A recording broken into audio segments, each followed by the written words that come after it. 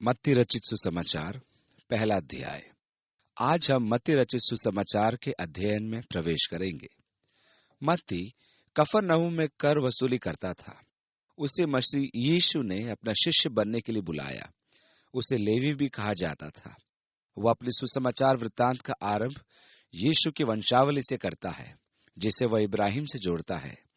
अध्याय 1 और पद 1 में वह यह विचार स्पष्ट करता है। यह वंशावली की पुस्तक है जो उस मसीह यीशु के विषय है जो दाऊद का पुत्र इब्राहिम का पुत्र है। परमेश्वर ने इब्राहिम को प्रतिज्ञा दी थी, और पृथ्वी की सारी जातियां अपने को तेरे वंश के कारण धन्य मानेंगी। इस प्रतिज्ञा के कारण यह माना जाने लगा था कि इब्राहिम के वंशजों में से मसीहा का उदय होगा, जो पृथ्वी की समस्त जातियों के लिए आशीष का कारण होगा। इस कारण जो कोई भी मसीहा होने का दावा करेगा, उसे सबसे पहले यह सिद्ध करना होगा कि वह इब्राहिम का वंशज है, क्योंकि परमेश्वर ने यह विशेष प्रतिज्ञा इब्राहिम को दी थी। परमेश्वर ने एक प्रतिज्ञा दाऊद को भी दी थी कि वह दाऊद के कुटुंब को बनाएगा और उसके संतान सदाकाल के लिए सिंहासन पर बैठेगी।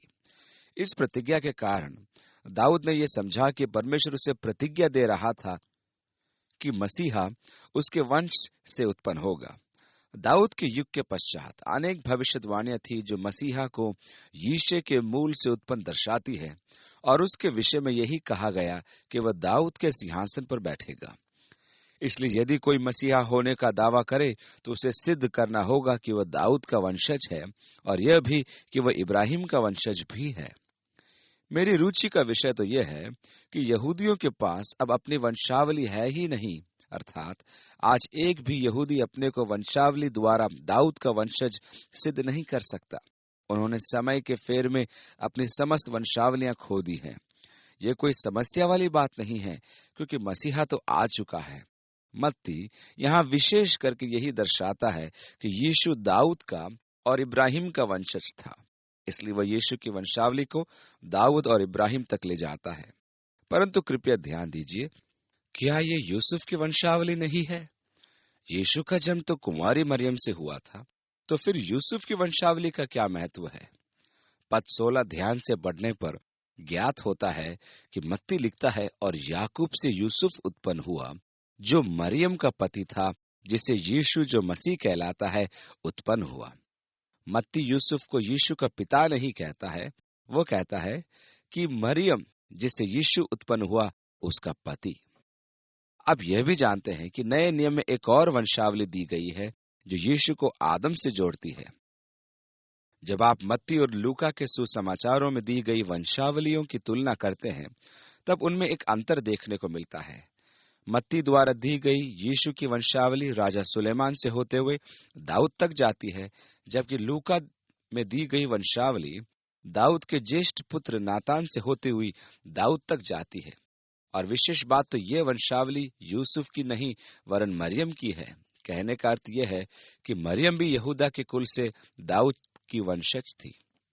परंतु मत्ती के अनुसार यूसुफ दाऊद का वंश का था, जो राजसी वंशज था। यदि आप यहूदा के राजाओं का कालक्रमिक इतिहास देखेंगे तो पाएंगे कि यूसुफ वास्तव में सिंहासन का उत्तराधिकारी था, क्योंकि वह दाऊद का राजसी वंशज था। परंतु यहाँ एक समस्या आती है कि यूसुफ और उसके वंशज इजराइल के सिंहासन का दावा नहीं कर सकते थे, क्योंकि यिर्मयाह के माध्यम से यहोयाकीम के पुत्र कोन्या को परमेश्वर ने श्रापित किया था। न उसके वंशज में से कोई भाग्यवान होकर दाऊद की गद्दी पर विराजमान व यहूदियों पर प्रभुता करने वाला होगा। ये हम यिर्मयाह के 22वें अध्याय की 30वीं आयत में देखते हैं। और यूसुफ उसका वंशज था। दूसरी ओर यीशु मरियम के वंश के होने के कारण दाऊद के सिंहासन का वैधिक उत्तराधिकारी था, क्योंकि मरियम कोन्या के वंश से न होकर नातान के वंश से थी। इसलिए यिर्मयाह में विहित परमेश्वर के श्राप के कारण यूसुफ का पुत्र होते हुए यीशु सिंहासन का अधिकारी नहीं था, परंतु दाऊद के पुत्र नातान का वंशज होने के कारण उसे सिंहासन पर बैठने का अधिकार प्राप्त था। जहां तक यहूदी राष्ट्र का प्रश्न है, वह यीशु को पवित्र आत्मा से कम और यूसुफ का बड़ा पुत्र अधिक मानते हुए सिंहासन पर बैठने का अधिकार देता है। तो परमेश्वर दोनों संभावनाओं को जोड़ देता है, जो अत्यधिक आश्चर्यजनक है। अब कुछ ऐसी रोचक बातें हैं इसमें, जैसे वंशावली में असामान्य रूप से स्त्रियों का नाम। यूसुफ की वंशावली में 4 स्त्रियों का नाम लिखा हुआ है। मेरी रुचि का विषय तो यह है कि इन 4 स्त्रियों में से 3 सचरित्र नहीं है। पहली स्त्री जिसका उल्लेख किया गया है वह है तामार। यहूदा से फिरिस और यहूदा और तामार से जोरह उत्पन्न हुआ। यहूदा का एक पुत्र था जिसने तामार से विवाह किया था, परंतु वह निसंतान मर गया। उसके भाई ने उनकी प्रथा के अनुसार तामार से विवाह करके अपना उत्तरदायित्व पूरा किया, परंतु वह भी निसंतान मर गया। अब जब तीसरे पुत्र से तामार के विवाह का समय आया तो किसी न किसी बहाने वह उसे टालता रहा। जब समय काफी व्यतीत हो गया तो तामार को उसकी मंशा पर संदेह होने लगा कि वह यह विवाह नहीं होने देगा। उसने एक वेश्या के वस्त्र पहने और मार्ग पर बैठ गई। जब यहूदा वहां से जा रहा था तो उसने देखा, प्रस्ताव रखा और वह तैयार हो गई। उसने पूछा, तू मुझे क्या देगा? उसने कहा, मैं तुझे अपने गल्ले में से एक बकरी दूंगा। उसने कहा, तेरे पास तो बकरी है ही नहीं। उसने कहा, अभी तो मैं तुझे अपनी अंगूठी दे देता हूं कि वह उसकी प्रतिभूति ठहरे, और घर जाने पर मैं तुझे बकरी भेज दूंगा। उसने पर्दा किया हुआ था, इसलिए यहूदा उसे पहचान नहीं पाया। वह यहूदा से गर्भवती हो गई। अब जब यहूदा के पास समाचार पहुंचा कि उसकी बहू गर्भवती हो गई है, तो उसने उसे मार डालने का आदेश दिया।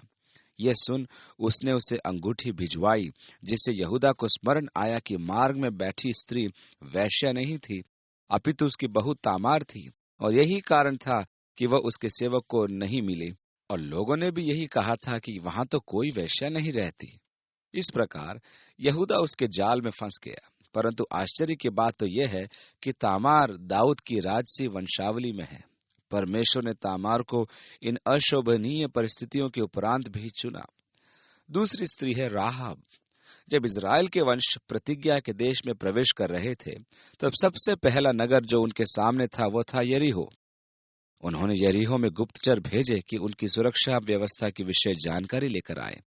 जब यरीहो वासियों को मालूम हुआ कि उनके नगर में इस्राएली गुप्तचर हैं, तब उन्होंने उन्हें खोज कर मार डालना चाहा। परंतु राहाब जो एक वेश्या थी, उसने उन्हें अपने छत पर फूलों के ढेर में छिपा दिया और चुपचाप से उन्हें शहरपनाह के पार उतार दिया और उनसे उसके परिवार की सुरक्षा के लिए बातचीत कर दी। उन्होंने उसे कहा कि जब हम प्रवेश करें तब तू ये लाल रस्सी नीचे लटका देना, तो तेरे घर में उपस्थित प्रत्येक जन सुरक्षित रहेगा। इसलिए उन्होंने यरीहो पर अधिकार किया। तब राहाब ने उनका सम्मान पाया और अपने परिवार के सदस्यों के साथ सुरक्षित रही। राहाब ने बोअज से विवाह किया था। इसी बोअज ने बाद में मोआबी रूत से विवाह किया। राहाब इज़राइल की संतानों में से नहीं थी, वह एक कनानी स्त्री थी। परमेश्वर ने इसे भी चुना। तीसरी स्त्री है रूत, जो एक मोआबी स्त्री थी। मोआबियों को परमेश्वर का अनंत श्राप था। एक मोआबी व्यक्ति 10 पीढ़ियों तक या सदैव के लिए परमेश्वर के मंदिर में प्रवेश नहीं कर सकता था, क्योंकि परमेश्वर ने मोआब को श्रापित किया था। परंतु परमेश्वर के अनुग्रह के कारण रूत बोआज की पत्नी बनी, जिसके पुत्र का नाम ओबेद रखा गया। ओबेद का पुत्र यीशे था, जिसका पुत्र राजा दाऊद था। इस प्रकार परमेश्वर रूत को, जो एक मोआबी स्त्री थी, यीशु के वंश में लाया। चौथी स्त्री का नाम वह नहीं लिखता है, परंतु हम उसे जानते हैं। और दाऊद से सुलेमान उस स्त्री से उत्पन्न हुआ जो पहले ऊरिया की पत्नी थी। बतशेबा वह चौथी स्त्री है जिसे यीशु की वंशावली में लाया गया। बतशेबा वही स्त्री है जिसने राजा दाऊद के साथ व्यभिचार किया था। उसके पति को दाऊद ने बड़ी चतुराई से युद्ध में मरवा दिया था। वह दाऊद की पत्नी बनी। इससे सुलेमान उत्पन्न हुआ, जो इज़राइल का राजा बना, जिससे यूसुफ की वंशावली आती है। इस प्रकार परमेश्वर ने यूसुफ की वंशावली में ये 4 स्त्रियां जोड़ी कि उसके अनुग्रह का प्रदर्शन हो, जिससे कि हम में से कोई भी अपनी विफलताओं के उपरांत भी परमेश्वर की इस योजना में सहभागी हो सकते हैं, जो मनुष्य के लिए उसने अपने अनुग्रह और प्रेम से स्थापित की है। यह योजना किसी को बाहर नहीं छोड़ती है। परमेश्वर ने अपनी योजना में ऐसे मनुष्यों को पहले ही संयुक्त कर लिया था जिन्होंने अपने जीवन में गोलमाल किया हो, ऐसे व्यक्ति जिनके जीवन में व्यक्तिगत असफलताओं के पुतले रहे हों, ऐसे व्यक्ति जिनके जीवन में अनैतिकता के धब्बे रहे, परंतु परमेश्वर ने उन्हें अपनी सर्वव्यापी योजना में प्रयोग किया। इसलिए यह हमारे लिए, जिनके जीवन में धब्बे और असफलता है, एक प्रेरणा है कि परमेश्वर हमें अपनी योजना में प्रयोग कर सकता है। मेरे लिए तो यह जानना एक उत्सुकता का कारण है कि परमेश्वर इन स्त्रियों को यीशु की वंशावली में जोड़ता है। अब मत्ती पीढ़ियों में विभाजन करता है। 17वीं आयत, इब्राहिम से दाऊद तक सब 14 पीढ़ी हुई, और दाऊद से बाबुल को बंदी होकर पहुंचाए जाने तक 14 पीढ़ी, और बंदी होकर बाबुल को पहुंचाए जाने से लेकर मसीह तक 14 पीढ़ी हुई। इब्राहिम से दाऊद तक 14, दाऊद से बाबुल की बंधुआई तक 14, और बंधुआई से यीशु तक 14। यह प्रत्यक्ष है कि मत्ती ने कुछ नाम जोड़ दिए हैं, जिससे कि उन पीढ़ियों को 7-7 के 3 जोड़े। उसने जानबूझकर कुछ नाम छोड़ दिए हैं। पद 8 से स्पष्ट है कि उसने इतिहास के अनुसार उजिया, योआश के नाम छोड़े गए हैं, क्योंकि ये अर्थालय के संतान थे। अर्थालया इजबेल और आहाब की पुत्री थी। इजबेल और आहाब के पापों के कारण इजराइल का सर्वनाश हुआ था। अर्थालया ने दाऊद के संपूर्ण वंश को नष्ट करने का प्रयास किया था, परंतु उसकी एक संतान बच निकली और अनंततः राजा बनी। मेरे विचार में तो मत्ती ने जानते हुए ऐसा किया है। कुछ अन्य नाम भी छोड़े गए हैं, जिसका एकमात्र कारण है कि मत्ती 14 पीढ़ियों के क्रम को लेकर चल रहा था। मैं इस विचार से सहमत नहीं हूं कि मत्ती से चूक हो सकती है। यह उसने जानते हुए किया, क्योंकि उसके पास वही वंशावली है जो पुराने नियम में विहित है। यदि आप इसके कारणों की खोज करें तो आप समझ जाएंगे कि उसने ऐसा क्यों किया। पद 16 में देखिए, और याकूब से यूसुफ उत्पन्न हुआ, जो मरियम का पति था, जिससे यीशु जो मसीह कहलाता है उत्पन्न हुआ। यहाँ अकस्मात ही मत्ती वंशावली के अपने वृत्तांत में परिवर्तन ले आता है, जो एक प्रकार आवश्यक भी है। यीशु को यूसुफ के द्वारा इब्राहिम और दाऊद का वंशज घोषित करने के पश्चात वह कहता है कि मसीह यीशु यूसुफ का पुत्र नहीं है, वो यूसुफ की पत्नी मरियम का पुत्र था। 18वीं आयत में, अब यीशु मसीह का जन्म इस प्रकार से हुआ कि जब उसकी माता मरियम की मंगनी यूसुफ के साथ हो गई, तो उनके इकट्ठे होने से पहले वो पवित्र आत्मा की ओर से गर्भवती पाई गई। लूका इसका वर्णन उत्तम रीति से करता है कि जिब्राइल स्वर्गदूत मरियम के पास आया और उसे परमेश्वर का संदेश दिया कि वो पुत्र जनेगी, तो मरियम को अचंभा हुआ, क्योंकि उसका संबंध पुरुष के साथ कभी न हुआ था। इसका विस्तृत अध्ययन हम लूका के सुसमाचार में करेंगे। यहाँ हमें यह जानना आवश्यक है कि उस संस्कृति में विवाह के 3 चरण होते थे। पहला, लड़का लड़की रोकना, दूसरा सगाई, और तीसरा विवाह। लड़का लड़की रोकने का काम किसी भी आयु में हो सकता था, क्योंकि उस समय विवाह परस्पर प्रबंध से होता था। और यदि आपके माता पिता आपस में मित्र हैं और उनके पास एक पुत्री होती, कालांतर में जब उनका पुत्र जन्म लेता, तो अच्छे मित्र होने के कारण वे एक समझौता करते कि दोनों बच्चों का समय आने पर विवाह पक्का कर देंगे, चाहे बच्चे 2 वर्ष और 3 वर्ष के हों। और जब आप केजी क्लास में होते तो आप कहते, ये आपकी गर्लफ्रेंड आपके साथ है। इस प्रकार ये लड़का लड़की रोकने का संस्कार जीवन में बहुत कम आयु में भी हो सकता था, क्योंकि विवाह माता पिता का प्रबंध होता था। अब जब वे उस आयु में आ जाते थे कि वे विवाह के योग्य हों, लगभग आरंभिक किशोरावस्था में, अर्थात 15 या 16 वर्ष में, विशेष करके लड़की की आयु, तब उनकी सगाई की जाती थी। परंतु इस समय से वे 1 वर्ष के लिए एक दूसरे से शारीरिक रूप से पृथक रहते थे और अपने आप को विवाह और विवाहित जीवन के उत्तरदायित्वों के प्रति तैयार करते थे। परंतु पृथक रहते हुए भी यदि सगाई को तोड़ा जाए तो तलाक का कागज लिखना होता था, क्योंकि सगाई की वैधानिकता विवाह के बराबर होती थी। 1 वर्ष पश्चात विवाह का संस्कार पूर्ण किया जाता था। सुहागरात के दिन पिता अपनी पुत्री कौमारी के प्रमाण एकत्रित करके सुरक्षित रखता था कि यदि कभी उसकी कुंवारी होने पर संदेह प्रकट किया गया तो वह उन प्रमाणों को प्रस्तुत कर पाए, जिसके परिणाम स्वरूप उसके दामाद को अपनी पत्नी पर झूठा आरोप लगाने के अपराध में दंड दिया जा सके। इसलिए लड़की के पिता को ऐसा करना आवश्यक था। इस प्रकार उनके विवाह के 3 चरण थे। पहला, लड़का या लड़की रोकने का संस्कार, दूसरा सगाई तथा तीसरा विवाह। यूसुफ और मरियम अभी इस पृथकीकरण की अवस्था में थे, और जब मरियम गर्भवती हो गई तो ये एक बड़ी सामाजिक समस्या बन गई, क्योंकि यहूदी व्यवस्था के अनुसार यह व्यभिचार था और उसका दंड था पत्थरवाह किया जाना। अब यूसुफ जो एक भला मनुष्य था, उसके सामने ये बड़ी समस्या हो गई कि मरियम जैसी आत्मिक स्त्री के साथ ये घटना घटी और अब उसे क्या करना उचित होगा।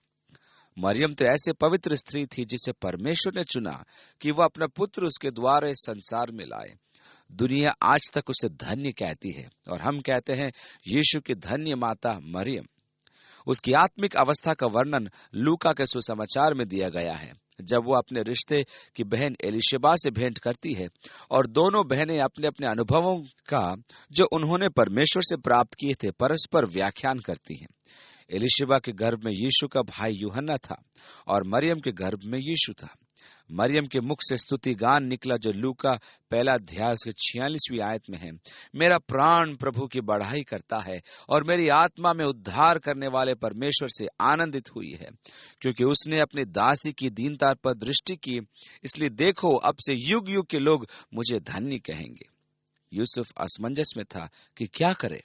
वह मरियम से बहुत अधिक प्रेम करता था और उसके सार्वजनिक अपमान और पथरवाह किए जाने के बारे में वह सोच भी नहीं सकता था। इस कारण उसने सोचा कि उसे किसी अज्ञात स्थान ले जाकर उसे त्याग दे, जिससे कि वह बची तो रहेगी। अभी यूसुफ ये विचार कर ही रहा था कि स्वर्गदूत उसके पास आया। ध्यान दीजिए कि बाइबल में यूसुफ के लिए क्या गवाही है। सो उसके पति यूसुफ ने जो धर्मी था और उसे बदनाम करना नहीं चाहता था। यूसुफ के विषय में हमने अधिकांश समय यही माना है कि वह एक जड़ बुद्धि व्यक्ति था, परंतु सत्य तो यह है कि वह परमेश्वर के संबंधों में उपस्थित था और यही कारण है कि परमेश्वर ने उसके पास अपना संदेश भेजा। यह तो निश्चित है कि यूसुफ यीशु के जीवन में अधिक दिन जीवित नहीं रहा, क्योंकि उनके मिस्र से लौट आने के पश्चात जो एकमात्र संदर्भ बाइबल में है वह यूहन्ना 6 अध्याय में हम देखते हैं। क्या यह यूसुफ का पुत्र यीशु नहीं, जिसके माता पिता को हम जानते हैं? यह उस समय की घटना है जब यीशु नासरत में था, परंतु जब उसने अपनी सेवा आरंभ की तब यूसुफ का कहीं नाम नहीं है। 19वीं आयत में आगे लिखा है, प्रभु का स्वर्गदूत उसे स्वप्न में दिखाई देकर कहने लगा, हे यूसुफ, दाऊद की संतान, तू अपनी पत्नी मरियम को अपने यहाँ ले आने से मत डर। हम पहले ही देख चुके हैं कि वह दाऊद का वंशज है। जब वह इन बातों के सोच में ही था तो प्रभु का स्वर्गदूत उसे स्वप्न में दिखाई देकर कहने लगा, हे यूसुफ, दाऊद की संतान, तू अपनी पत्नी मरियम को अपने यहाँ ले आने से मत डर, क्योंकि जो उसके गर्भ में है वो पवित्र आत्मा ही की ओर से है। अपने सगाई के कारण वह यूसुफ की पत्नी मानी जाती थी, जबकि अभी उनका विवाह संपन्न नहीं हुआ था। 20वीं आयत में आगे, क्योंकि जो उसके गर्भ में है वो पवित्र आत्मा की ओर से है, वो पुत्र जनेगी और तू उसका नाम यीशु रखना, क्योंकि वो अपने लोगों को उनके पापों से उद्धार करेगा। यहोशुआ अर्थात यीशु का यही अर्थ है कि यहोवा ही उद्धार है। यह इब्रानी शब्द है जिसे हम हिंदी में यहोशू कहते हैं। उसका नाम ही उसका कार्य निर्धारण था। वो अपने लोगों को पापों से मुक्ति दिलाएगा। 22वीं आयत, मत्ती भविष्यवाणियों को परमेश्वर प्रेरित दर्शाते हुए लिखता है, यह सब इसलिए हुआ कि जो शब्द परमेश्वर ने भविष्यवक्ता के द्वारा कहा था वो पूरा हो। यहाँ ध्यान देने योग्य बात यह है कि मत्ती भविष्यवाणी के वचन को परमेश्वर प्रेरित मानता है। नए नियम की एक विशेषता यह है कि उसमें धर्मशास्त्र की ईश्वरीय प्रेरणा को स्वीकार किया गया है। दाऊद के लेखों के विषय में पतरस कहता है, हे भाइयों, अवश्य था कि पवित्र शास्त्र का वह लेख पूरा हो जो पवित्र आत्मा ने दाऊद के मुख यहूदा के विषय में पहले से कही थी। नए नियम ये स्वीकार करता ही नहीं वरन इसका साक्षी भी है कि धर्मशास्त्र के लिखे जाने में परमेश्वर का हाथ था, अर्थात परमेश्वर ही धर्मशास्त्र के वचन का लेखक है। यहाँ एक और स्वीकरण है कि प्रभु के विषय भविष्यद्वक्ताओं का वचन पूरा हो। प्रेरित पौलुस कहता है, मैंने जो प्रभु से प्राप्त किया वही तुम तक पहुंचाता हूं। भविष्यद्वक्ता यशायाह ने अध्याय 7 में घोषणा की थी, एक कुंवारी गर्भवती होगी और पुत्र जनेगी जिसका नाम इम्मानुएल रखा जाएगा, जिसका अर्थ है प्रभु हमारे साथ है। जब हम आधुनिक अनुवाद के विषय में विचार विमर्श करते हैं तो मेरी समस्या यह होती है कि उसमें यीशु के ईश्वरत्व को अनदेखा किया जाता है। इसलिए मैं पुनरावृत संस्करणों पर विश्वास नहीं करता, उनसे लगाव भी रखता नहीं। यदि आप यशायाह की इस भविष्यवाणी पर ध्यान दें तो वहां लिखा है कि परमेश्वर ने यहोशाफात से चिन्ह मांगे।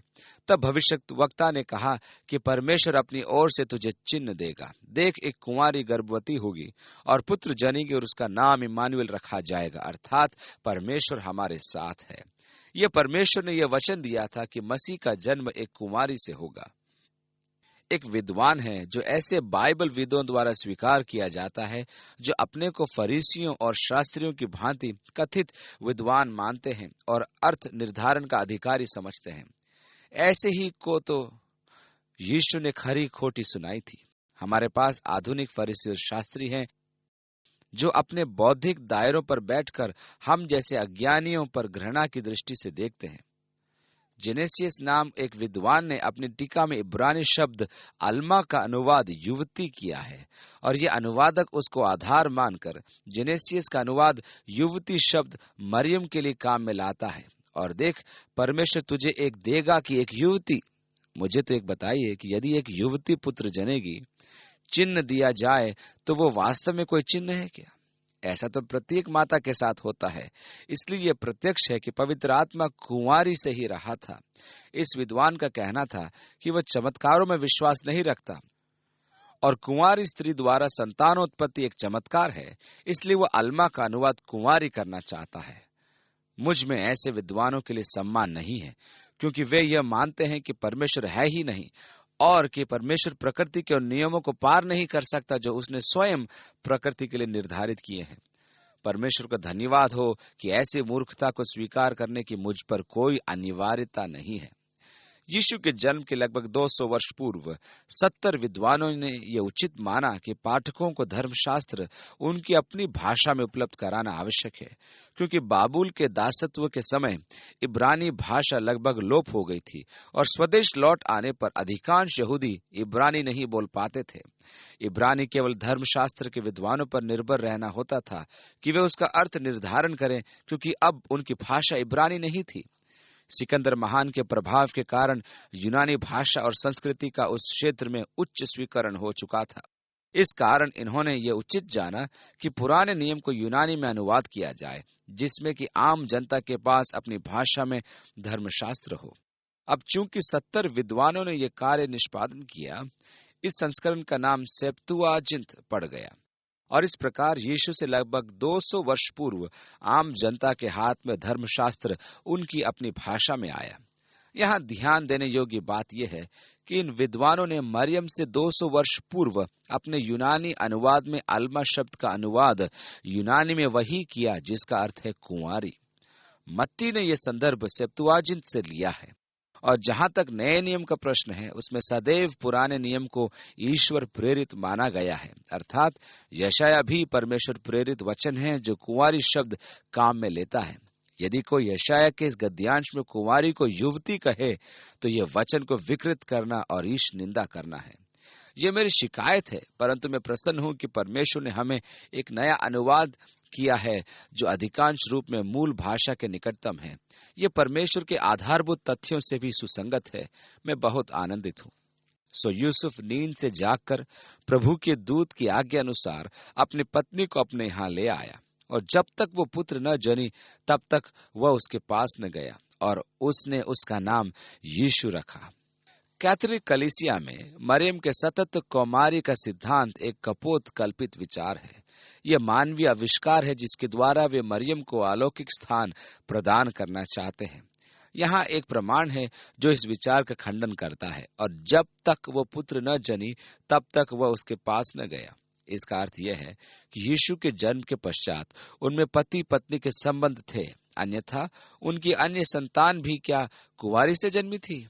मरकुस यीशु के भाइयों के नाम याकूब, योसेस, शिमोन तथा उसकी बहनों का उल्लेख करता है।